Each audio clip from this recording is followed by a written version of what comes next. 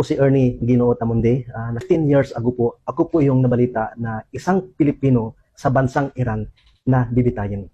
I-captured ako ng Iran at inakusahan ng spying at drugs trafficking. So ganun po ang dinanas ko doon at ang hatol ko po bitay kamatayan. So kaya po ako lumabas ngayon dahil ang kaso ko po noon ay napaka-sensitive.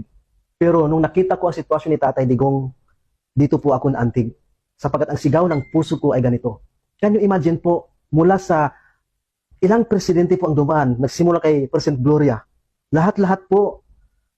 Pero pagdating kay Tatay Digong, siya lang ang nag-iisang presidente na bayani sa puso ko at hindi lang sa akin, kundi sa buong sambayan ng Pilipino. Alam niyo kung bakit po? 5 Iranian po ang pinagpalit ni Tatay Digong para lang makabalik sa akin. Makabalik ako sa bayang sinilangan ko po. Ako, ordinaryong tao lang po, pero yung 5 Iranian po na pinagpalit niya sa akin, mga high profile po yun ng mga tao. Ganun ko po nakita ang halaga. Ang halaga sa isang ordinaryong Pilipino. Pero binuwis ni Tatay Digong ang kanyang buhay, pagpalit lang ako noon para ako makabalik. Kaya po, sa dinanas ko noon, napakasakit. Ang tagal kong natahimik. Pero ngayon lumabas na pa pala kung bakit. Kasi ang dinanas ko sa Iran, sa bansang dayuhan na pinagkait sa akin ang kalayaan. Pinagpalit ni Tatay Digong yun. Ang 5 banyaga. Pero napakasakit sa akin ngayon po.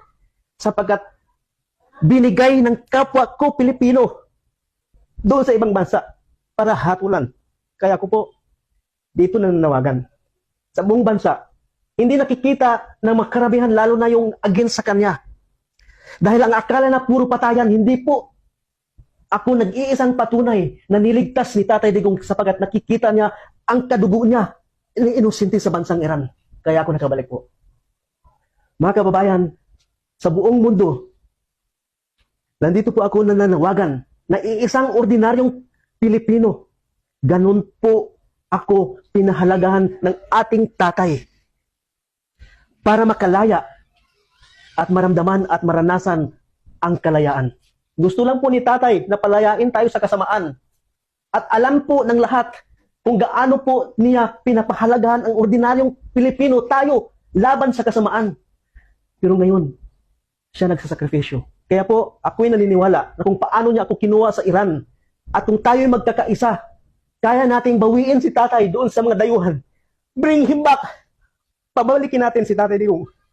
Maraming salamat po.